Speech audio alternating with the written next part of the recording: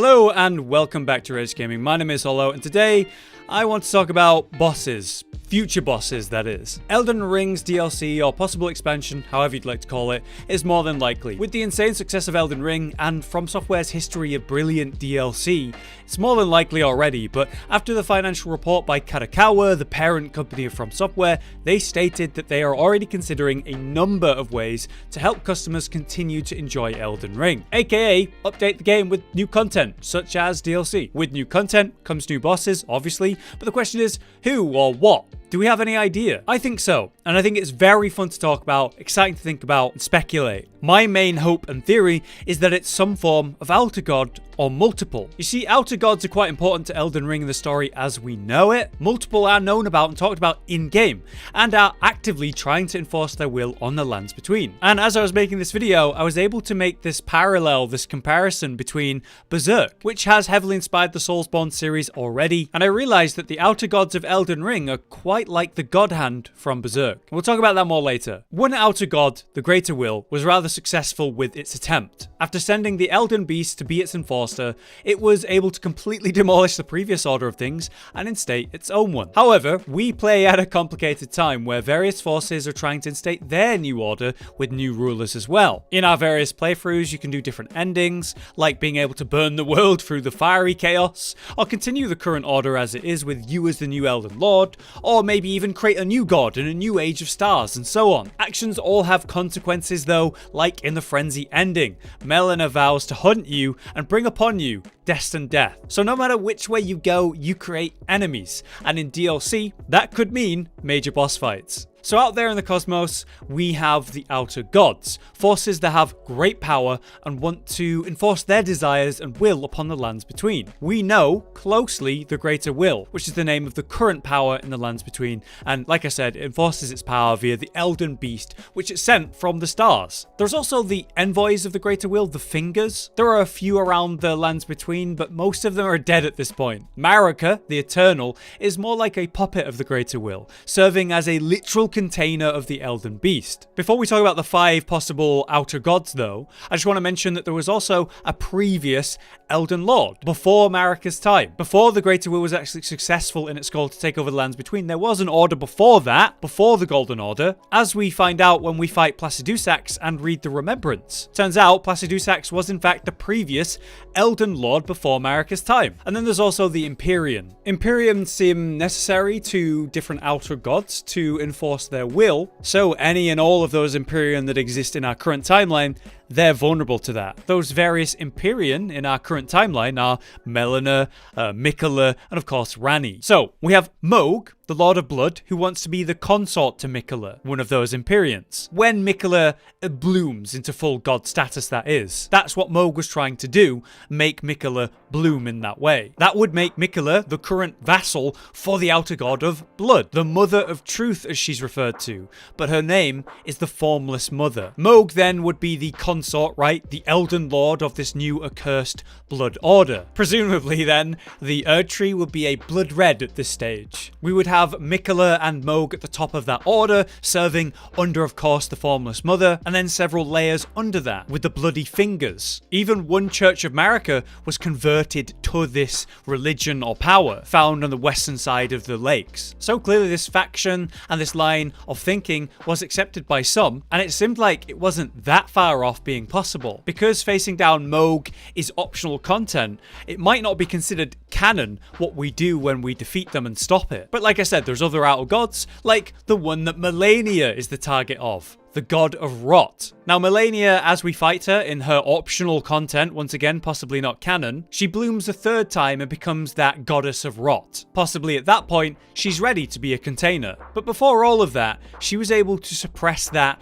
rot. When we read the Blue Dancer's charm, the talisman, it says that the dancer in blue bestowed a sword upon a blind swordsman. Blade in hand, the swordsman sealed away an ancient god, a god that was rot itself. So yeah, that's very likely Melania, right? She's a the blind swordsman, as we know, who through her own power suppressed the rot, holding it back and preventing her transformation for a time. We get more information on that from people like Millicent and her storyline, and there's various followers of rot, like Gowry, who's trying to create the new Sisters of Rot and recreate a new Melania, as it were, and the absolutely disgusting Kindred of Rot, which we find in various places around the world, obviously near Malenia, but then there's that whole physical representation of this god in the Lake of the Rot area and all the worship that's going on there. So through Miquella and Melania, two plans were attempted to establish a new power in the lands between using two Empyreans, a different order to be established by a different outer god. So that's 3 so far. Then we have 3 that are less certain to be outer gods, but could be. There's the Frenzied Flame. As we know with the Golden Order and the Greater Will, envoys, in the form of 2 fingers, would communicate the Greater Will's desires to the people. The Frenzied Flame had one version of that envoy, the 3 fingers, which were called into being by the merchants. As we know, the 3 fingers empower a Tarnished to be its chosen carrier of frenzy, leading to that frenzy ending, which wasn't actually attempted by you a first time, but beforehand by Vike, who wasn't strong enough to successfully do it, and seemingly was manipulated in any case, maybe going against it in the end. We, however, we make the choice ourselves. Now, the 3 fingers could just be an envoy for the outer god, a frenzy-based one, but it seems whatever it is, it doesn't need an Empyrean to destroy the Erd Tree and burn the lands. Maybe that's because it doesn't need us to serve as a literal vessel. It doesn't need an Empyrean. We're just like the spark for the flame. It's an interesting comparison between the Greater Will and the Will of Frenzy anyway, like what they're trying to do and what they need to make that happen. And while the Golden Order is like all about order, the frenzy is obviously all about chaos, the opposite. In any case, this leads to the hunt of the player. Melania warned you beforehand that if you take that course of action, she will hunt you down, she will kill you, claiming that she has the power of destined death and she's going to use that on you. And that's a major topic in my recent lore video I made, all about the Gloam-Eyed Queen, a previous Empyrean who guarded destined death prior to Malekith. To say the least though, your character is in a lot of danger after the events of the frenzy ending. But there's 2 more, like I said. There's the Fell God of the Giants, who were completely defeated by Miraka and the Golden Order. Maybe that was an outer god that they worshipped and gained great power from, and obviously whatever it was, the Golden Order decided get rid of it, crush it, deeming it a threat to the way the Greater Will wants things. And then finally we also have Ranni in her ending to the game, the Age of Stars, where Ranni becomes a god in true and you become her consort, her new Elden Lord. In that ending, that's meant to be the best ending for the people of the lands between, right? Because they're aiming to have a better life for the majority and essentially abolish the Golden Order's way of doing things. And we have no idea if that actually occurs, what complications are going to arise from that.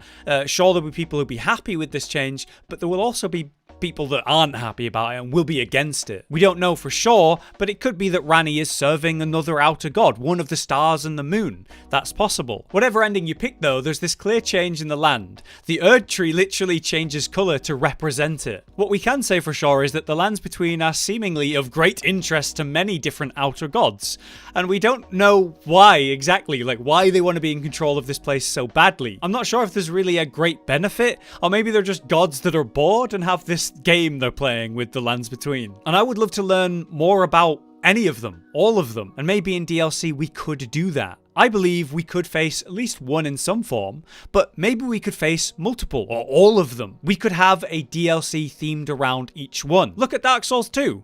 There was these 3 big DLCs under one umbrella of a concept. Each one was about a different crown and a different king, and there were 3 of them total. In Elden Ring, we have multiple relevant outer gods, and that would allow for totally different regions based on each one. That would be really cool. You got the outer god of rot, the outer god of blood, the possible frenzy god, then we have the moon god, and even the fell god of the giants. So there's 5 possible threats out there to face. Maybe we wouldn't directly face them if that's even possible, but we could face their worlds and what's on it, their followers and their enforcers, their version of the Elden Beast. And this is where it made me think of Berserk and the God Hand. Now, if you're somehow unaware, the Soulsborne series is heavily inspired by Berserk. The God Hand from Berserk are essentially demon rulers, the monarchs.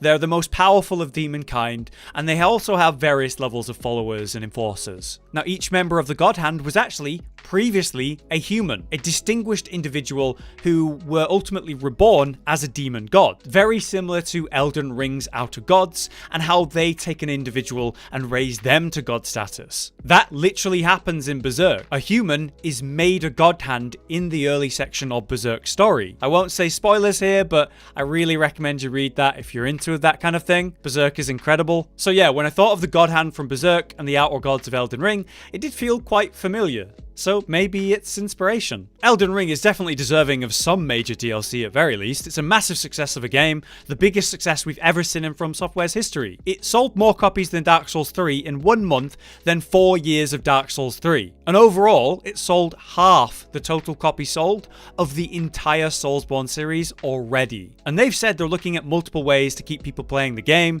not just one way, so multiple DLCs is possible. A DLC based on each Outer God? That would be cool. But for now, that's the video. Some serious speculation for you today, but this is something I find is really fun to talk about. Let me know your thoughts, and if you'd like more videos of this nature actually in the future, please drop a like on the video so it's possible. Otherwise, I've been Hollow, you've been you. Thank you for watching, and we'll see you next time. Josh, Cotton, and Hollow with the videos, dropping the humor like a hammer on your tippy toes, bringing entertainment on a daily arrangement to take our insanity and turn it into entertainment. Yes, I said entertainment twice, to reiterate that it is nice to look into your faces on a mostly daily basis when you let us in your homes to make the whole world a stage. Goodbye.